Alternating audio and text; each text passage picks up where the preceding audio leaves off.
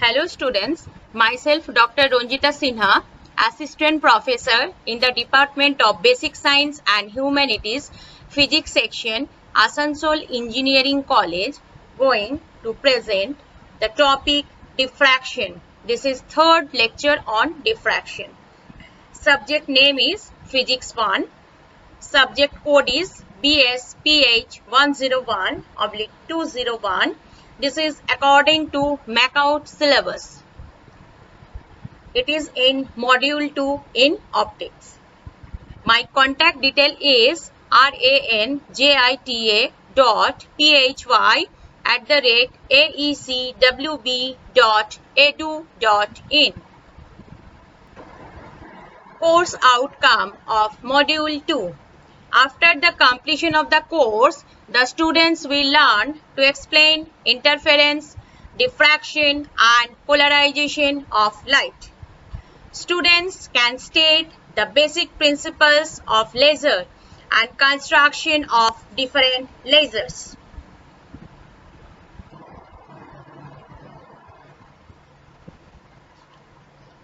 Today I will discuss Fraunhofer diffraction due to grating. A diffraction grating is an arrangement of large number of equidistant parallel slits of equal width separated by equal width partitions. A plane transmission grating may be formed by ruling equidistant parallel lines with a fine diamond point on an optically plain glass plate. The ruled lines are opaque to light, while the space in between two lines is transparent. Let ABCDEFG represents the section of a plane transmission grating supposed perpendicular to the plane of the paper. So ABCDEFG. So ABCDEFGH, that represents the section of a plane transmission grating supposed perpendicular to the plane of the paper. Let the points A and C. So the point A and C. Another point C and E. So C and E. Or E and G. So these points are separated by a distance D. Small d. So small d is the distance between A and C and E and G. So small d equal to A plus B, where A is the width of the opaque space and B is the width of the slit. So B is the width of the slit and A is the width of the opaque space. The points separated by D are called pair of corresponding points. So the points separated by D, so this is the separation. So this is called pair of corresponding points. A plane wave front of monochromatic light of wavelength incident normally on the surface of the grating. So these rays are coming to the surface of the grating. The diffracted light would consist of a large number of secondary wavelets issuing from clear spaces of the grating. So from clear spaces of the grating, these are the clear space, this is clear space. So from these clear spaces of the grating, secondary wavelets are formed. From the different points of the incident wavefront, large number of rays are diffracted in different directions. So large number of rays are diffracted. So this is the angle of diffraction, theta is shown.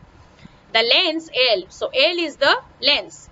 It focuses the diffracted rays at an angle of diffraction theta at point P on the screen. So it focuses the diffracted rays at angle theta on the screen at the point P. Now we are going to calculate the intensity distribution at P. So next our task is we have to find out the intensity distribution on this point P on the screen.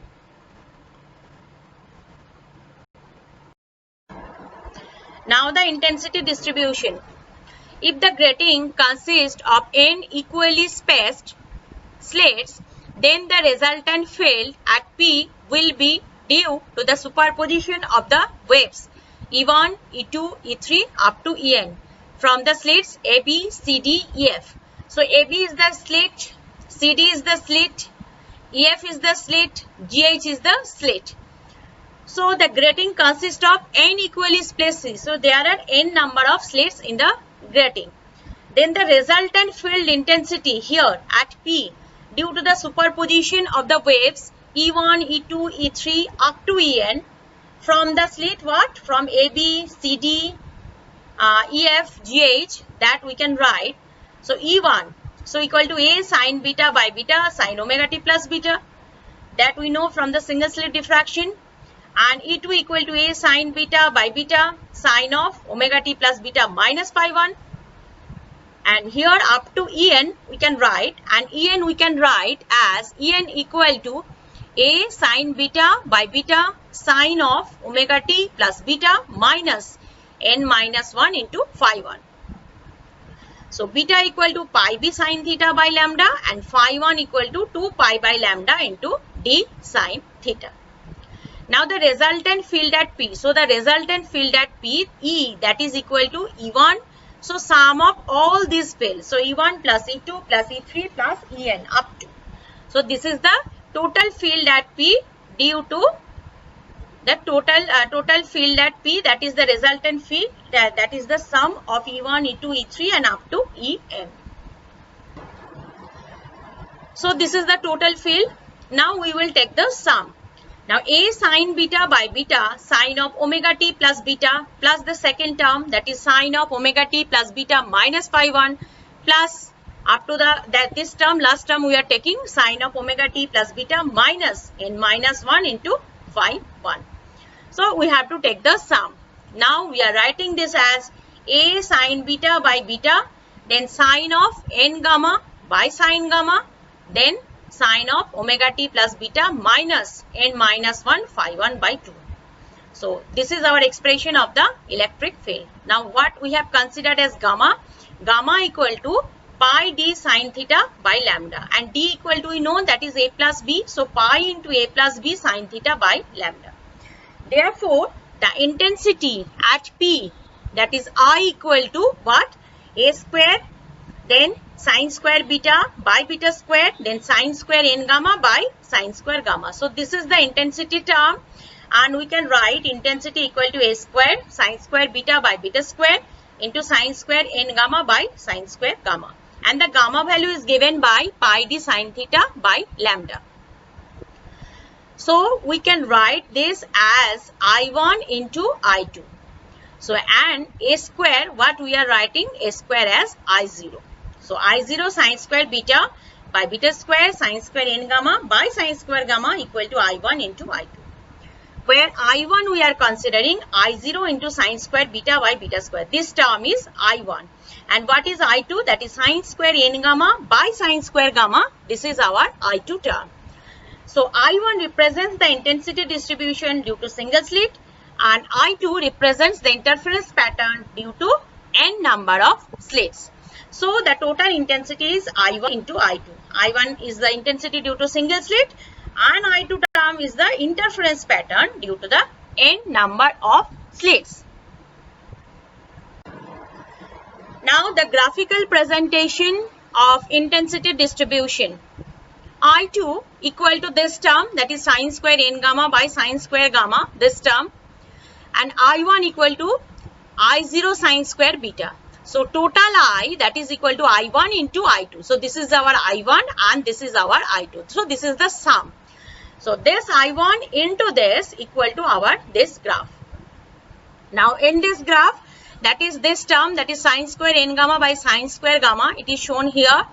And sine square gamma versus gamma, this is shown here, and sine square n gamma versus n gamma, this is shown in this graph. So well, that is as our total intensity is the sum of I2 and I1, that is I equal to I2 into I1. So the total after getting the resultant, we can write I as this, and the resultant, that is figure for the intensity distribution, we can put like this. We have calculated this graph when we have discussed the single slit. We have explained this graph when we have single slit diffraction with maxima and minima for the different points.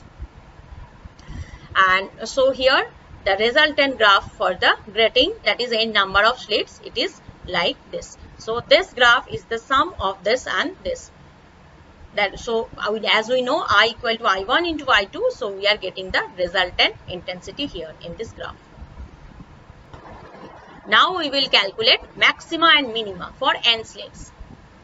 Now I equal to I0 sine square beta by beta square, sine square n gamma by sine square gamma, where I1 equal to this and I2 equal to this. That we have already explained. Now condition for principal maxima.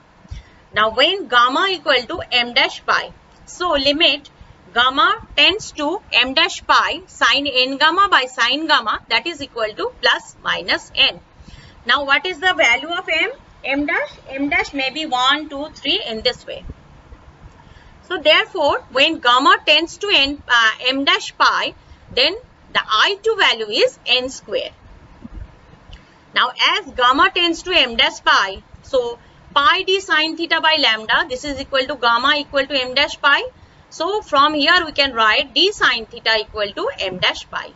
And this is d equal to what? D equal to a plus b. So a plus b sine theta equal to m dash pi. So this is the condition of maxima. Now the condition of minima. Now minima means I tend equal to 0. Now I will be 0 when in the expression of this is the total intensity of sum of I1 into I2. Here n gamma equal to s pi. But here s, it is not equal to n, 2n, 3n, etc. So n gamma, that is equal to n pi d sine theta by lambda. Now n pi, what is d? D equal to a plus b. So we can write n pi a plus b sine theta by lambda. That is equal to s pi. So simply we have given the value of gamma here and we have written that n gamma equal to s pi. Now n into a plus b sine theta equal to s lambda. Now n equal to here, from here n equal to n into a plus b sine theta equal to s lambda, because pi and pi cancels from here. So we can write n into a plus b sine theta equal to s lambda. Therefore gamma equal to s pi by n, and the term sine square n gamma by sine square gamma equal to sine square s pi. So it is equal to sine square s pi by sine square s pi by n. Now n gamma equal to s pi, so n putting the value of gamma, that is equal to s pi. So d sine theta equal to s lambda by n. So this is the condition of minima. So if we put the value of s equal to 1, then we can write d sine theta equal to lambda by n. If we put the value of s equal to 2, we can write d sine theta equal to 2 lambda by n. And in this way we can write the expression. So the condition of minima, it is given as d sine theta equal to s lambda by n. So this is the condition of minima, and this is the condition of maxima, that is a plus b sine theta equal to m dash pi. Now the resolving power.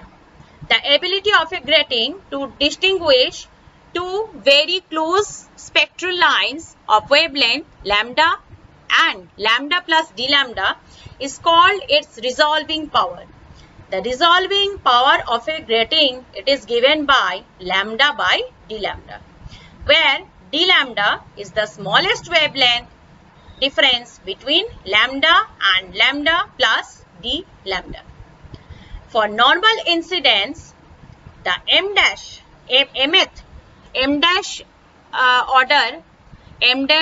order principal maxima of spectral line of wavelength of lambda due to the grating, it is given by a plus b sine theta equal to m dash lambda, where a plus b is the grating element and theta is the angle of diffraction for mth order. For wavelength lambda plus d lambda, the above condition is a plus b sine of theta plus d theta equal to m dash, plus here in place of lambda it is lambda plus d lambda, where theta plus d theta is the angle of diffraction for mth order maxima of wavelength lambda plus d lambda.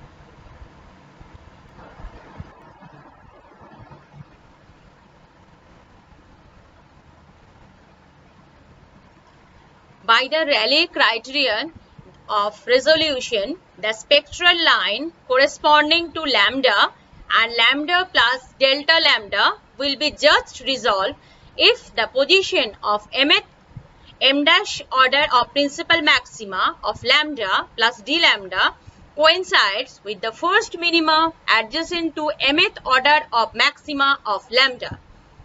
So here, what is the Rayleigh criteria? That is the spectral line corresponding to lambda and lambda plus d lambda will be just resolved if the position of mth m dash order of principal maxima. So principal maxima of lambda plus d lambda. So this is lambda plus d lambda. So this is the principal maxima. So this is the principal maxima. This is the principal maxima of lambda plus d lambda, and this is the principal maxima of lambda. Now, what is the Rayleigh criteria? The principal maxima of lambda plus d lambda will coincide with the minima, first minima adjacent to mth order of maxima of lambda. So this is the minimum of lambda. Now this is the maximum of lambda plus d lambda, and this is the minimum, and this is the minimum. So this will coincide. So that is the lambda plus d lambda will be just resolved. So if the position of the principal maxima of lambda plus d lambda and the first minima adjacent to mth order of maxima, that is of lambda, that overlaps, that is the just when they overlaps, it is just resolved. So here it is the maxima and this is the minima of this. So these two positions, that the two spectral lines are just resolved. So they are coinciding here. So minima, the minima of lambda and the maxima of lambda plus d lambda, that coinciding. Again, in a grating, the condition of minima is n into a plus b sine of theta plus d theta equal to s lambda, where n equal to total number of slits in the grating and s not equal to 0 n to n, because other integral values of s satisfy the condition of maxima. Thus, the first minima due to lambda adjacent to m dash principal maxima in the direction of theta plus d theta satisfies the condition n into a plus b sine of theta plus d theta equal to m dash n plus 1 into lambda. So we are putting here the value of s, that is m dash n plus 1.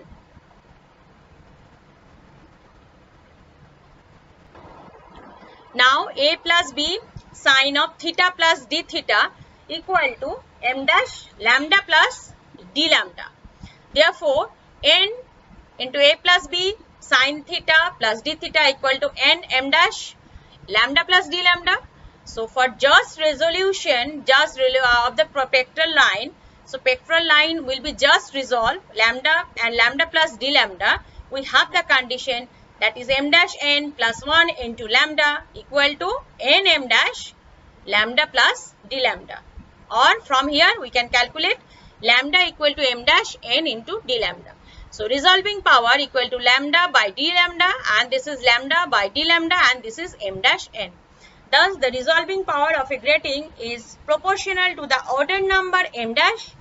Second, it is proportional to n, and third, it is independent of a plus b. Furthermore, we have m dash equal to a plus b sine theta by lambda.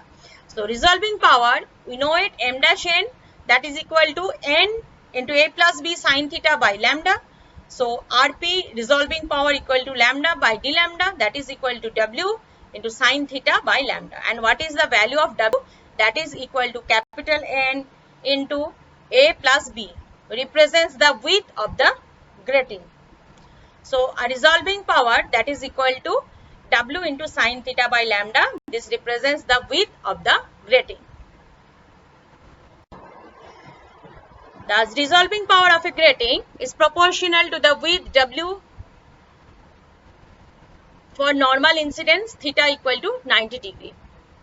So resolving power maximum equal to lambda plus d lambda maximum, that is w into sine theta by lambda. Now this is equal to n a plus b sin theta by lambda.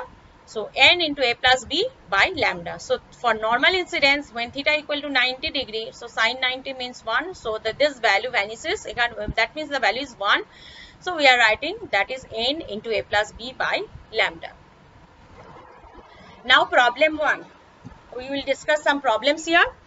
What is the maximum number of lines of a grating which will resolve third order spectrum of two lines having wavelengths 5890 angstrom and 5896 angstrom? Solution is what? We have resolving power of grating. We know this is just we have expressed lambda by d lambda, that is equal to mn.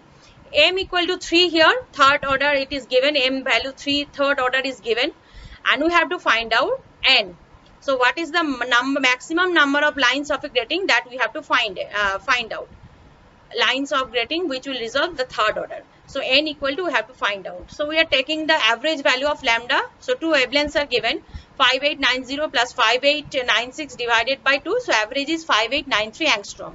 So we are changing it to centimeter, and then here d lambda. So we have calculated 5896 minus 5890, that is equal to 6 angstrom. So putting it the formula 5893 by 6, that is lambda value is this, d lambda value is this, then mn, that is 3 into n. So from here we can find out the value of n. So we are getting that is 327.39. So maximum order number of lines of a grating, that we will write it as 327. That will be our answer. Now problem 2. A plane transmission grating gives an angle of diffraction of a line to be 30 degree in the first order for a wavelength 6 into 10 to the power minus 5 centimeter. Find the number of lines per centimeter of the grating. So this is our question. So solution is what? We know this formula, n equal to sin theta m by lambda m. Now sin theta we know the value is the 30 degree it is given. Lambda is also given. M is 1. So from here we can find out the number of lines per centimeter, that is 1 by this. So 8333 lines per centimeter. So this is our problem number 2. Now the problem our number 3, that we will find out the parallel beam of light of wavelength 5890 angstrom falls normally on a plane transmission grating having 4250 lines per centimeter. Find the angle of diffraction for maximum intensity in the first order. So if we say that theta is the angle of diffraction for the principal maximum of order m equal to 1, then we know the expression a plus b sin theta equal to m lambda. So from there we can calculate sin theta. So sin theta equal to 1 into lambda by a plus b, that is equal to lambda p. So p what we are saying, that is 1 by a plus b. Now the number of lines per centimeter it is given. So sin theta equal to this. So if we calculate from here the value of theta, then what we will get? Theta we will get as 14 degree 30 minute. So the value of theta here 14 degree 30 minute. So this is our answer, that is a find of angle of diffraction for maximum intensity in the first order. So this is the answer for the angle of diffraction for maximum intensity.